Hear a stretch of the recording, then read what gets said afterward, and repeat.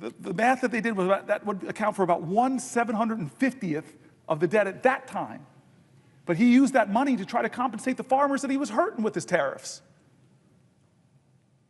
This is a moral moment, and people are getting hurt, and people are afraid because of the threats to Medicaid cuts. There were people writing in and said $880 billion would devastate me, but even small cuts to services, my whole family, fragile architecture of our finances, if you just pull out the transportation money that my disabled child uses, that will crumble my financial world. And so when you talk about the bigger cuts, we know the math.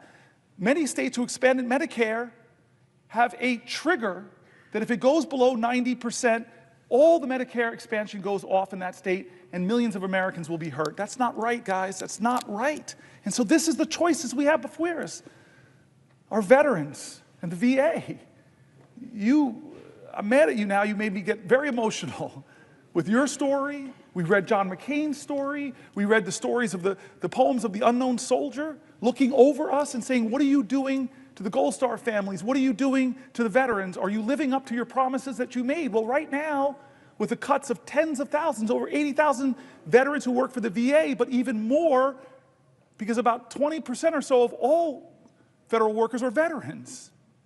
And we read stories from veterans in America who are shaken by what's happening, who are losing their jobs but yet all they want to do is serve. They're not what they're being called. They're not leeches. They're not criminals. They shouldn't be degraded for wanting to continue to serve their nation. This is what we're talking about, our veterans, our seniors, our health care, our financial security going forward.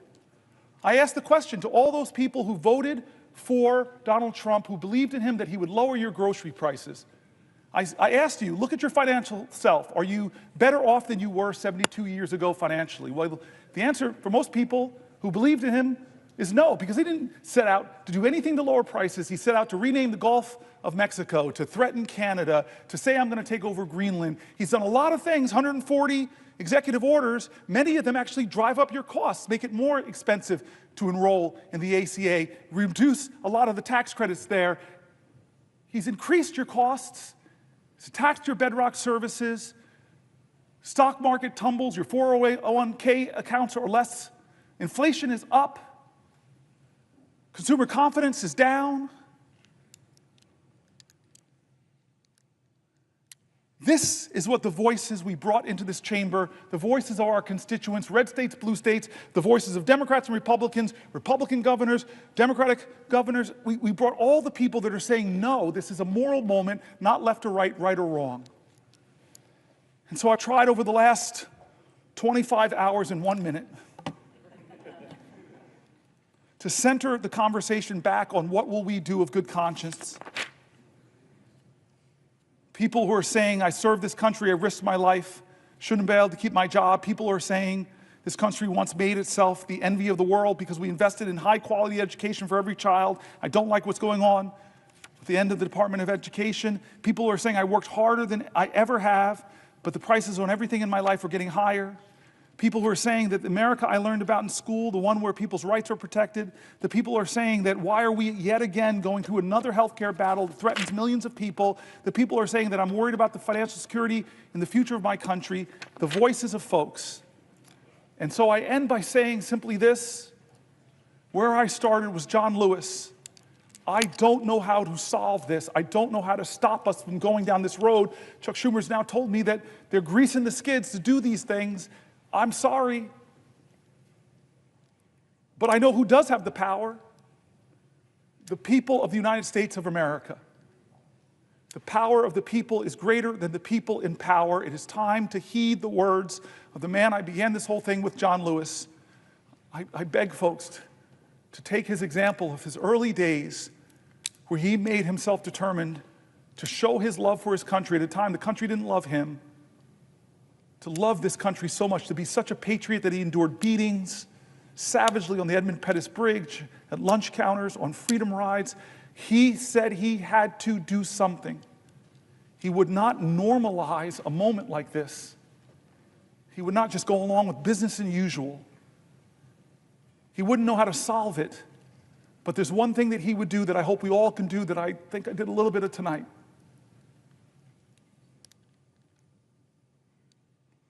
He said for us to go out and cause some good trouble, necessary trouble, to redeem the soul of our nation. I want you to redeem the dream. Let's be bold in America, not demean and degrade Americans, not divide us against each other. Let's be bolder in America with a vision that inspires, with hope that starts with the people of the United States of America. That's how this country started. We, the people. Let's get back to the ideals that others are threatening. Let's get back to our founding documents, that those imperfect geniuses had some very special words at the end of the Declaration of Independence. It was one of the greatest in all of humanity declarations of interdependence. When our founder said we must mutually pledge to each other our lives, our fortunes, and our sacred honor. We need that now from all Americans. This is a moral moment. It's not left or right, it's right or wrong.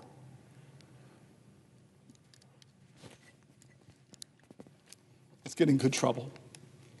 My friend, Madam President, I yield the floor.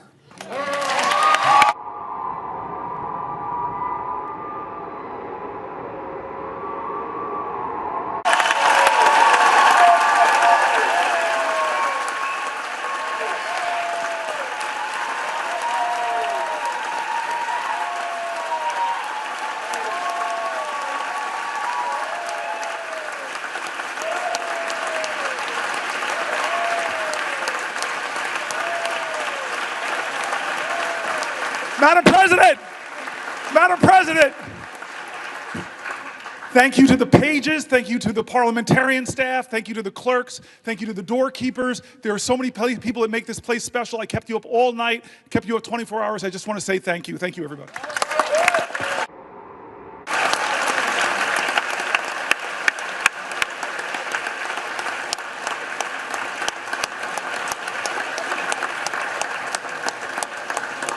Madam President. Madam President.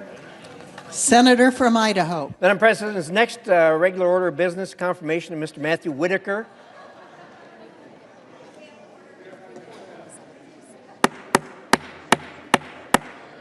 Order in the Senate, please. Order in the galleries. Madam President, is the next regular order of business confirmation of Mr. Matthew Whitaker to be ambassador to NATO? So that's the next order of business up.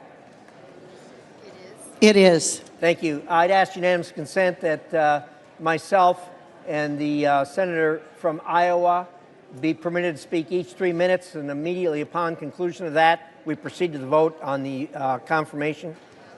Without objection. I yield the floor to the senator from Iowa. There will be order in the Senate. There will be order in the Senate.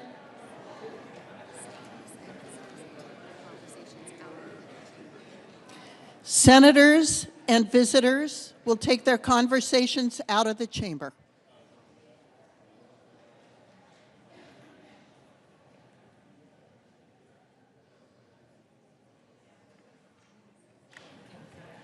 The senator from Idaho. Thank you. Excuse me, Iowa. Thank you, Madam President. And